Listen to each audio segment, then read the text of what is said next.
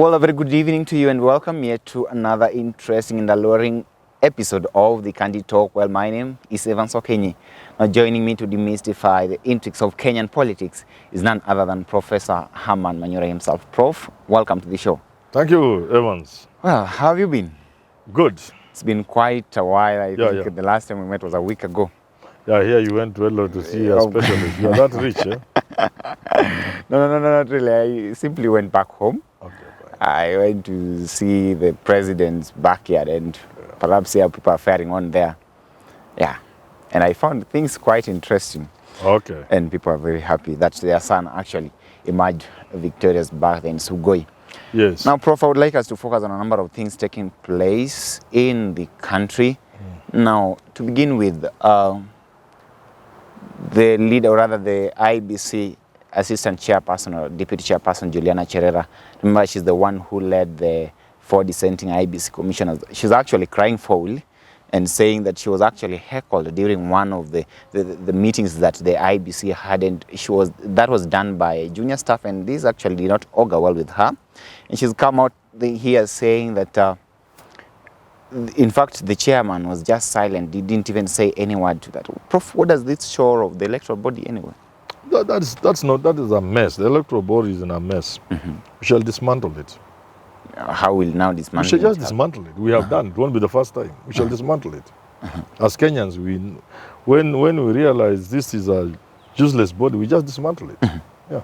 Now, do you think that the chairman of Wafula Chebukati is justified to stay silent as this happens to the other? But those are wars, boardroom wars. When they start, even you as Cherera, when you enter this public space and some of these jobs, you know, they are not easy. And the moment you take the stand you take, you expect all manner of things to happen.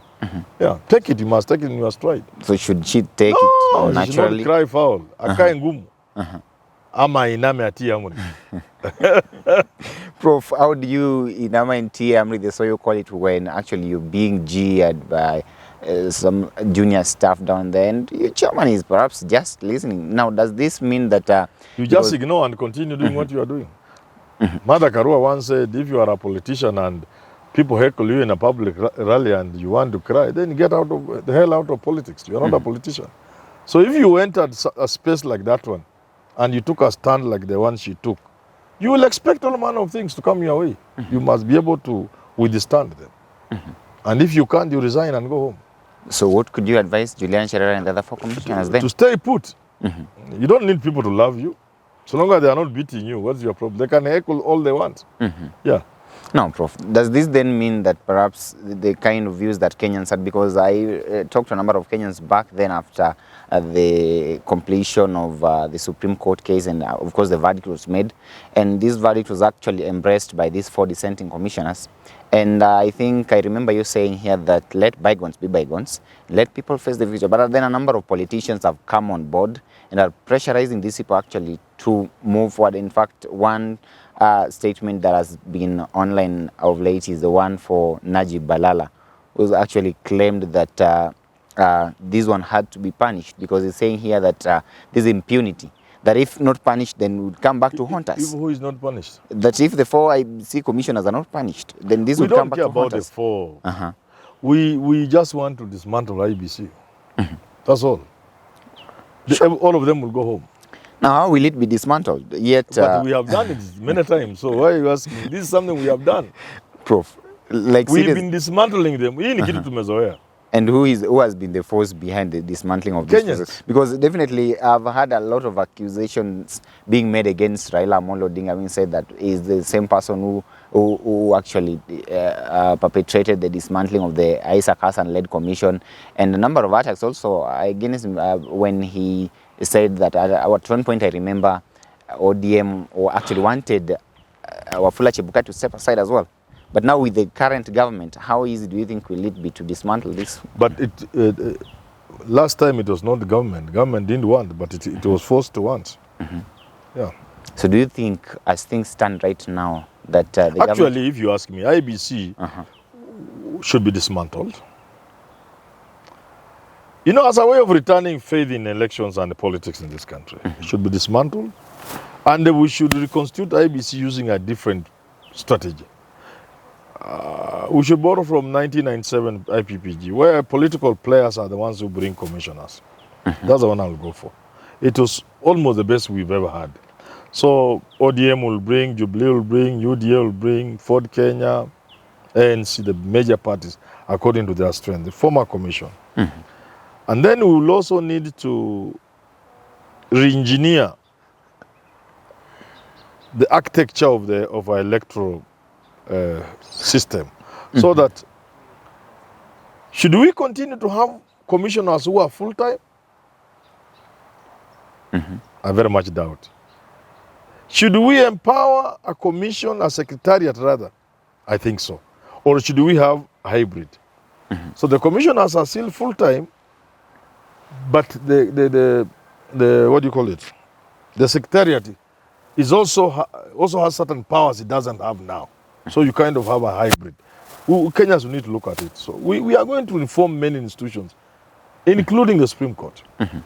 I suggest for the Supreme Court, we will have 9 judges, with 4 coming from the Commonwealth and 5 local.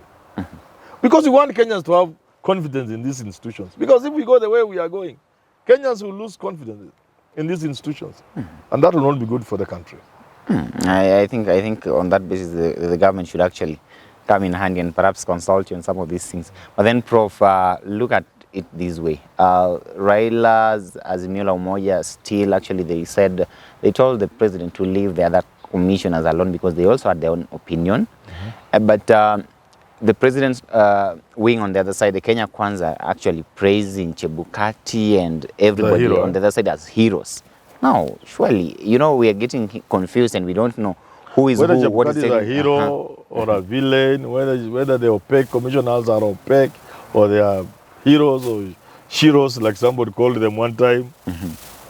It's not the point. The point is we have dismantled the IEBC. As currently constituted, in terms of the commissioners, they have to go home. Also in terms of the architecture. And I'm saying, how many commissioners do we need? Must they be 9, 7, or 3? Remember India, with all those hundreds of millions of voters, they only have 3 commissioners or something like that. Must the commissioners be full-time or part-time? Those are issues we have to address. But what is not in doubt is that the commission as currently constituted is not tenable.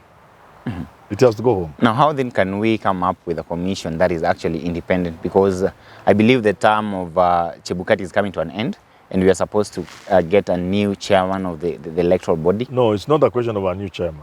That will be temporal, because you need it in place for by-elections, for things. But long term, before the next election, we need an entirely new IEBC, not in terms of the people there, but in terms of the many things I'm telling you. How many commissioners? Must they be full-time or part-time? What is the role of the secretariat? Completely in control or subservient to the commissioners? Those are the issues we are going to address. Issues of who manages elections at what level.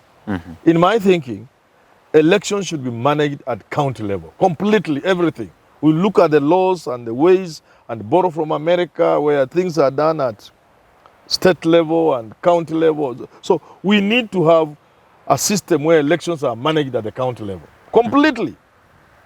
Everything is managed at the county level. But you will have to figure out how about counties where one party is dominant. So, those kind of things will be the details will work out. But we need to sit down and do very serious hard thinking as Kenyans. If we continue like this, hii gari tatupa wa Kenya kwa mtaro na watakufa. Mimi nakwambia, this vehicle, if it continues the way it's going, we are playing with fire. We cannot have a commission behaving the way this commission is behaving. Those things that were brought forward during the Supreme Court, whether they are true or not. You see, your success in a court doesn't mean the facts and the material brought before the court lack value or your case is weak. No, courts have their own ways of managing things.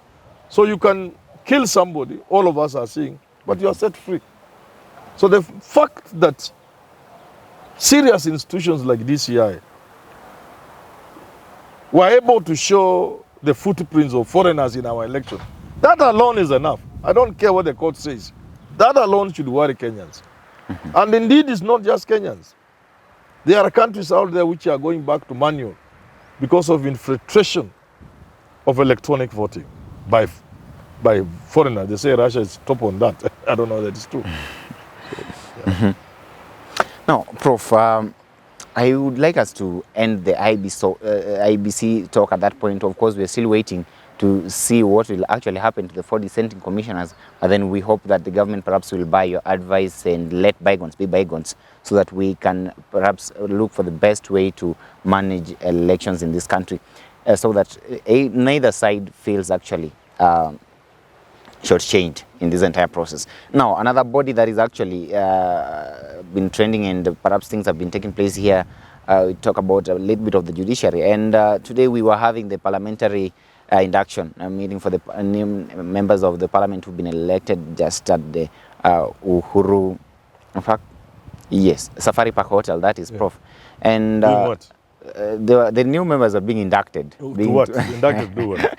They were actually being taught on how they How can you want to be a member of parliament and you want to be told simple? You know, this country, I kept telling this country, if we continue on this trajectory, inchi itaanguka chini. You can't take people to Mombasa to be inducted on what? You can't take members of parliament to Diani to be inducted on what? By the time you want to become a member, if you take me to parliament, what will you teach me to do in parliament? To use those gadgets? To understand the standing orders which I can read? I mean, by the time you want to be a member of parliament, you must have been following what's going on in parliament. You must have a fairly good idea of what parliament is, the institution, the building, the laws. Come on, give me a break, please. So you think those people just... That's rubbish. But Prof, in fact, we are showing that we are electing idiots into parliament. Prof, we've got a number induction. Kwani watoto form 1. We've got a number of young parliamentarians. Even at the university, we don't induct anybody. You come there, you get lost and you find your way. So what was taking place at Safari Park Hotel definitely does not make sense to you? Jinga mtupu, now waste of resources. How can you be a member of parliament and you want to be told basic things like, what are they being told? Prof, come on. Some of these people are new and perhaps they are new, they do not know how these things... Kwani tunapeleka ngombe gani kwa bunge ambaye waenda wafundi? Even the people teaching them. You know, I went to somewhere we were herded into something to be taught by people about something. Then I look at the people trying to teach me. Then I ask them, what is it you know? Why don't you come the other side, we teach you? Nyi mkuje, utoke mbele, mkuje huko tuwafundi. That's how we must go. If I was going to parliament, what would somebody want to teach me? How to operate that gadget? Ati ukifinya hapo unaweza kuongea, microphone inakuwa on. But by the time you go to parliament, you've attended all sort of things everywhere. You've used these gadgets. Standing order is something that you can read in 30 minutes and you understand. So Prof, what is it they are being taught? Prof, the organizers of this event actually claim that they need proper legislation, and that is the main intention of making sure that these members of parliament are taught how to legislate. How? They are not draftsmen. Are they being taught how to draft? Okay, no, Prof, that is your view on that. But then another thing that comes here about is that the Chief Justice, Martha Koome, was actually supposed to address that congregation, or rather that group people of members wakae kwa maofisi wafanye kazi. Oh, anaenda Mombasa kufungua workshop. Oh, Nakuru. Oh, Safari. Those are useless things. Let Martha Koome be in her office and help Kenyans get justice. Now she was actually unclogged cases that have been in court for ages. She should be brainstorming. She should be meeting judges and other jurists and workers within the judiciary and figuring out somebody amekaa remand prison for 8 years. And we are seated here, not going to Safari Park to talk to people who should know before they become MPs. They should know all those basic things you are going to tell them. A member of parliament does legislation. So were you going to teach an MP that they will do legislation? Of course, she was to appear then. To do what? These are the things we must stop. If this country is going to move forward, those kind of things must come to an end. Completely. But of course, the president moving all over the country, opening useless things. We don't have time for that. The president should be receiving reports from foreign affairs. 2 hours discussion with the Kenya's ambassador in China. Your Excellency, in the past 3 months, we are happy to report to you.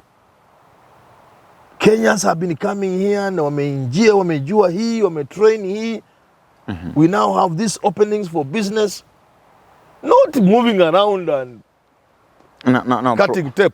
no, Prof. Cutting tape was for the 50s. Okay, what actually happens is that she was supposed to make that appearance, but she didn't. Why? Because the Azimio-affiliated members of parliament threatened to walk out immediately. In fact, they said that the moment we'll see her here, we'll definitely walk out.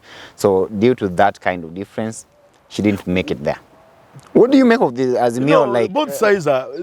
Why would she go? What is she going to do there? But why would they walk out? No, this is the Chief Justice of the I'm country. saying there are two things. You know, I'm not biased.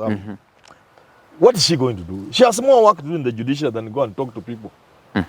Secondly, what does walking out mean? What do they want to achieve, Azimio?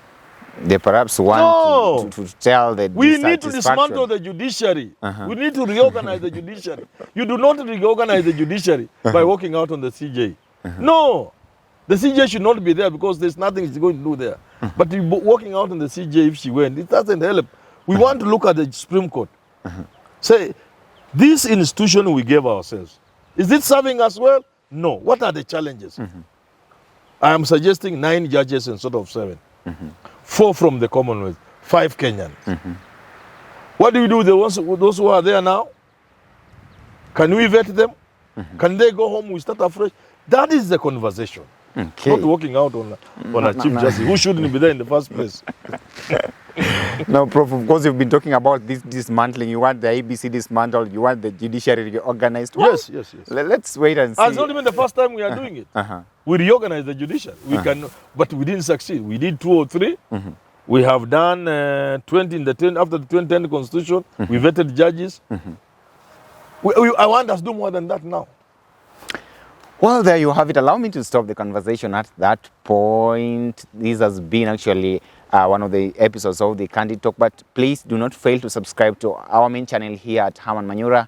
And of course, Let's Talk Love. That's our new channel that Prof is actually talking a lot of sense to Kenyans and telling them, actually educating them on how to bridge these gaps and how to raise families properly. Well, tune in to some of our programs that are coming next with Jadel Kabiro Live and one of our own actually, Richard Mwenja with the Siasa Brigade. And of course, yours truly, Simon Irungu, coming up with a big question. And of course, we want to thank everybody who's been behind this production, Bilal, Rakim, and each and everybody else, Evans Ndirangu. And thank you so much. I've been your host, Ivan Sokenyi.